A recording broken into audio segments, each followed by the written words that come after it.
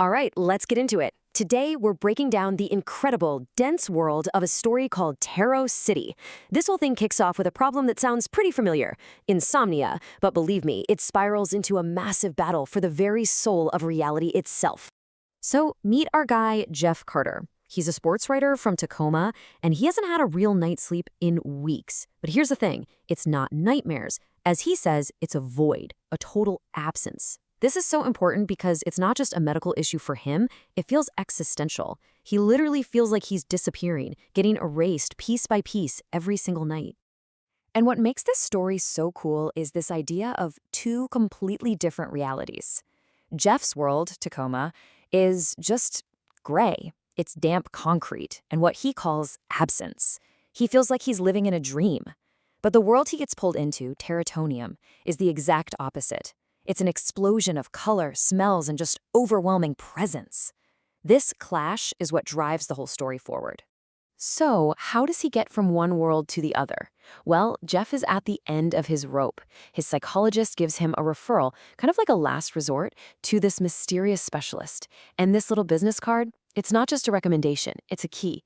It's the first domino that's going to push him out of his boring, gray life and towards an answer he never could have seen coming. So Jeff goes to this hypnotherapist, and instead of just digging up some old memory, he crosses a bridge. The floor of the office literally dissolves, and he steps right into Tarotinium. And bam, he's hit with the smell of wood smoke, the clang of a blacksmith's hammer, a sky so bright it almost hurts to look at. It is a total sensory overload. Now, this world isn't just chaos. It's got a very clear structure. You've got these 4 great castles, which are based on the tarot suits, and they all kind of answer to the central castle of the arcana. But the most important piece of the whole puzzle, the thing that powers everything, is the Great Chronos Wheel. Think of it like a machine the size of a mountain that is literally the heartbeat of this reality. Pretty quickly, Jeff finds himself in front of the local royalty, King Geldio and Queen Quivermore. They don't know what to do with this guy, so they latch onto the one thing they know about him. He's a writer. So they give him a title, the Scribe of Swords. Suddenly, he's not just a confused tourist anymore. He's got a job, a purpose, right in the center of all the action. But almost right away, he picks up that something is seriously wrong here. His new roommate, a young page named Gideon, quietly warns him about a huge problem that nobody in power wants to talk about. And that brings us to the central mystery of the story. What exactly is the wobble? Gideon just nails the description. He says the Great Chronos Wheel, the very engine of their world, is failing. There's this hitch in its rhythm, a kind of stutter, and none of the best engineers can figure out why. So it's not just a broken machine. The actual pulse of their reality is becoming unstable. And this wobble has some very real, very scary consequences. We're talking seasons that are all out of whack, crops failing in the fields, ships getting lost at sea. And what do the royals do? They get paranoid and start throwing their own engineers in the dungeon. The stakes are getting higher and higher with every single stumble of that great machine. So Jeff starts digging around, and his search leads him to this strange hermit who drops the first major bombshell of the story. He says the wobble isn't a mechanical problem at all. Get this. He claims the wheel is actually a bridge that connects Tarotinium to other places, like Jeff's Tacoma. The problem is way deeper, way more mystical than anyone imagined. And here's the root of that mystical problem. Jeff uncovers this totally shocking piece of history. The most powerful position in all of Tarotinium, a seat of power that sits above the 4 suits, has been empty for 1,000 years, a full millennium. This power vacuum is the real reason everything is so out of balance. So why was the seat empty? Well, it wasn't an accident. The original rulers, Emperor Einar and Empress Ascenti, were overthrown by the 4 suits, who were greedy and just wanted power for themselves. And guess who's helping Jeff figure all this out? None other than Dr. Holland, who's revealed to be the exiled High Priestess, and her powerful buddy, the magician. Armed with this incredible truth, Jeff does the only thing he knows how to do. He writes. He puts together this manifesto of the center to expose all the corruption, and he starts by taking on their definition of justice. He basically argues that the law has become nothing more than a weapon for the rich and powerful. Next, he goes after their idea of strength.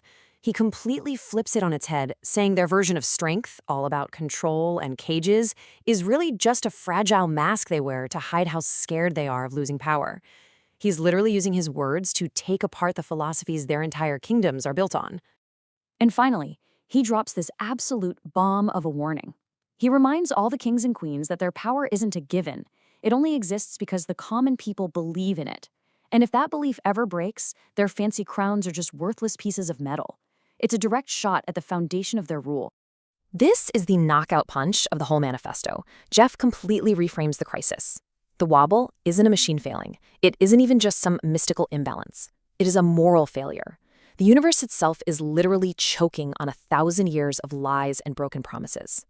Well, as you can imagine, this forces a final confrontation. The leaders of the four suits, totally desperate to hang on to their power, all meet up in the wheel room. And on the other side, you've got the true ancient rulers, their allies, and right in the middle of it all, Jeff Carter, the sports writer from Tacoma. Just as the big fight is about to kick off, the story delivers its most jaw-dropping reveal. Rita, the quiet, kind of invisible secretary from Dr. Holland's office back in Tacoma, she appears, and then she transforms, revealing that she is actually the star, a literal, divine being of pure hope. And with that one declaration, her presence completely flips the script. The greedy kings are just frozen, paralyzed by her divine power. Hope, it turns out, is the one thing their swords and their corrupt laws have absolutely no defense against. And this is how it all comes together. The star's magic heals the ancient rulers. It turns the smoky, broken piece of the old world into a key. And then Jeff, the scribe, is the one who steps forward to put the key in the lock. He synchronizes the wheel, healing that 1,000-year-old broken promise and resetting the entire realm. Jeff wakes up and he's back in Tacoma. But something's different. His insomnia? Gone. And then he sees it. Concrete proof that it was all real. This newspaper headline shows that by fixing Tarotinium, he actually started a healing process in his own world too. The bridge between the two realities is finally stable. But just when you think it's all wrapped up with a neat little bow, Jeff finds this note left for him by Rita, the star. This unbelievable world-saving adventure was just the beginning. It leaves you wondering if that was only the first quarter. What in the world does the rest of the game look like?